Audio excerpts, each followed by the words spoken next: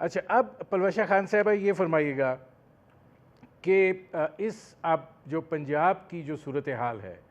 آپ بات کر رہے ہیں بلاول بھٹو زرداری صاحب اگلے وزیر اعظم ہوں گے، تو اگر پنجاب میں آپ کی صورتحال بہت کمزور رہتی ہے کیونکہ پنجاب کا رن اتنا آسان نہیں ہوگا، تو پھر یہ زرداری صاحب کس بنیاد پہ دعویٰ کر رہے ہیں کہ بلاول بھٹو زرداری صاحب جو ہیں وہ اگلے وزیر اعظم ہوں گے؟ ابھی یہ کہتے نا کہ پنجاب میں کس طرح کے ریزلٹس آئیں گے، یہ بڑا پریمیچور ہے۔ ویسے تو سچائی یہ ہے کہ اس ملک میں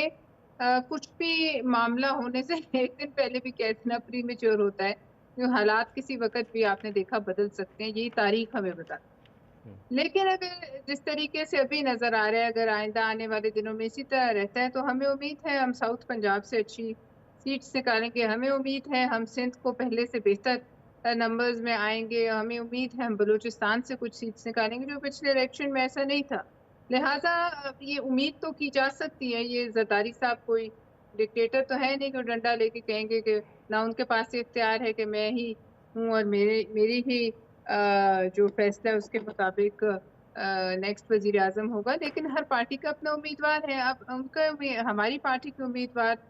بلاول صاحب ہیں اور ہم کوشش کریں گے کہ ظاہر ہے وہ کوشش کریں گے کہ ان کے لیے ہم اس طرح کا ماحول بنائیں کہ وہ آ جائیں، اس مقام تک پہنچ جائیں۔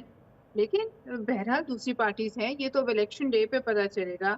کہ کون اس وقت تک میدان میں رہتا ہے، کون نہیں رہتا، پی ٹی آئی کا کیا بنتا ہے، یہ بھی بڑا سوال ہے۔ یہ نئی جو جماعت آئی ہے وہ کہ ابھی تو اس میں کچھ اتنا دم مجھے تو نظر نہیں آ رہا، لیکن اگر یہ جماعت اسی طرح رہتی ہے، یہ کس بیسس پہ الیکشن لڑتی ہیں، ان کا منشور کیا ہوتا ہے، پھر بڑا سوال ہے۔ اگر میاں نواز شریف صاحب واپس آتے ہیں تو بھی وہ ایک اور ہلچل ہوگی۔